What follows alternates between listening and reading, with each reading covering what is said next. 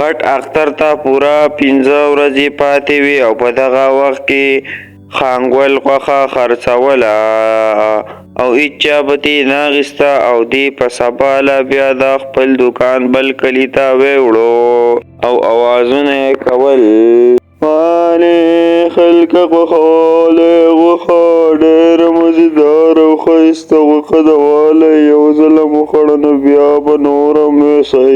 غوښه والې ډېره مزېداره غوښه ده. نو په دې کې خواله یو سړی راشي او دغه خانګول ورته وایي: ارې بابا جانه ته زما خیال دی غوښه هله څومره غوښه دله درکړمه، زه راته ووایه چې غوښه دله درکړمه، ډېره مزېداره غوښه ده. ارې بچیه غوښې پسې نه یم راغلی خو تا پسې راغلی یم چې غټ اختر ته خو 15 ورځې پاتې دي او څوک دا غوښه وسنالې غوښه ته داسې کار وکړه چې دا دې کور ته بچو له ویسه چې هغې وخوري. هسې ځان مه ستړی کوه چې دا اوازونه کې غوښه والې غوښه والې. ارې بابا جانه ستا خبره هم صحیح ده، زه به دا وایسمه زه کور ته او کور کې به په خپلو بچو وخورم بچو. نو بیا هغې خپله دغه غوښه ټوله وړې وي کور ته او ښځې ورته وایي: انی هی سړیه ته خو دومره زر راغلی ولې راغلی نن؟ ارې ښځې داسې کار ده چې غټ اختر ته 15 ورځې پاتې دي او څو غوښه نالې ټوله ورځ بیماری شنه شوم دا چغې وهمه چې غوښه والې غوښه والې او څو غوښه نالې. ارې سړیه نو مونږ خو به ډېر غریبانان شو چې دا زمونږ یوه میاشت کار نه کېږي، نو اوس به ته څه کوې؟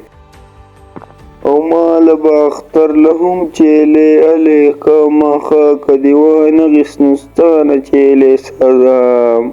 په دې کې خانګول ډېر ویریږي او ورته وایي: ارې ښځې زه به ځان نه قصاب ساز کوم قصابو او خلکو له به دا څاروي لالم و پیسې به تیلم. نو بل خوا په دغه کلي کې زیشان هم اوسیږي د خپل مور او پلار سره او هغې ته مور وایي: انی زیشانه بچې اختر ته خو دغه څلور په شمار 4-15 ورځې پاتې دي، نو ته څه کې د قربانۍ دپاره څه نالې او که نه؟ ارې مور جانې ولې نالم ولې؟ دا دی هم نن پسې ځمه او د قربانۍ دپاره خو ښکلی څاروی علمه ښکلی. نو هغه په دغه وخت کې منډای ته لاړ شي او دغه یو کس سره خبره وکړي خپله او دغه څاروی ته کور ته راولي او بیا یې ورته پلار وایي: ارې بچې تا خو څاروی واخیسته خو د دې دپاره د قصاب ضرورت دی، د قصاب چې دا راته حلال کړي. ما او تا خو دا نشو حلالولی، مونږ ته یو د قصاب ضرورت دی چې دا راته حلال کړي. ارې بابا جانه ولې نه ولې نه، دا دی قصاب پسې هم اوس زما خبره اوسه کوم چې د اختر په ورځ راشي او دا څاروی حلال کړي حلالو. نو په دې کې دا زیشان تللی وي د قصابانو ځکي ته او دغلته دغه خانګل ولاړې او هغې ته وایي: ارې هلکه زما یو څاروی دی هغه به راله پسو حلال کې او ما څه به ته د اختر په ورځ لاړ شې چې هغه څاروی راله حلال کې. ارې هلکه ما خو بل ځای کې ځان له دغه نیول دی او بل کس راته ویلي چې څاروی راله حلال که، نو اوس څنګه تاله څاروی حلال کړم؟ هلکه زه به 10 روپۍ هم ډېرې درکړمه خو ما ته څاروی حلال که. زه صحیح ده چې ته ما ته روپۍ ډېرې راکړې نو ولې نه تا ته به حلال کړم؟ پوره زه د څاروي پورې خبرې چې زه ستا څاروی وینمه. او په دې کې دغه روان شي په لاره روان وي او دغه کور ته ورسي او څاروی ویني او دغه کساب ورته وایي ارې هلکه ماشاءالله څاروی خو دې ډېر غټ دی ډېرو او د دې به ماله پوره 50,000 روپۍ راکړې 50 چې الله علیکم درته. ارې دا خو ډېرې زیاتې دي ډېرې لږ راکم شه که نه یاره زمونږ خو هم دومره وس نه کېږي. ارې که په دغې دې واره راځې نو صحیح ده که نه ماته نور هم کارونه ډېر دي زه صحیح ده بیا راشه نو.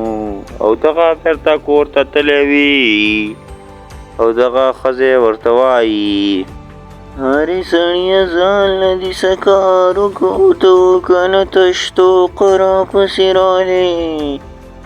او ښځې هغه کلي کې مې زیشان له هغه څاروی به علالام د اختره په ورځو ځان له مې کار ګټل دی 50,000 روپۍ بیا ولالم. نو دغه ښځې ورته بیا ووایي چې دغه څاروی دې ایسته د شپې راپټ که او ولالوی ولمه. او د شپې پسې دغه تللی وي او خواته یې ولاړ وي او هېڅوک نه وي او د دغې ځینه را روان کړي او رای ولي خپل کور ته. او بیا چې کله سهار شي نو دغه پټي ته اړیلی وي او په دې کې چا چې په دغې زیشان خرڅ کړی وي دغه کس هم دغې پټي کې وي او دغه څاروی ته ایسته والي چې ته خو ډېر غټ غلی او دا خو ما په زیشان خرڅ کړی و او دغه ایسته جیل کې بند کړي دغه کساب او دغه څاروی بیرته د هغو کور ته بوځي زیشان دلي کور ته. دا سټوري د دې ځای پورې وه. امید لرم چې خوښه شوې به مې ویډیو وسه لایک کړئ او چینل باندې که نوي یې نو ضرور یې ورسه سبسکرایب کړئ د داسې ویډیوګانو لپاره او د بلې ویډیو راتلو پورې اجازت راکړئ د لوی الله په امان.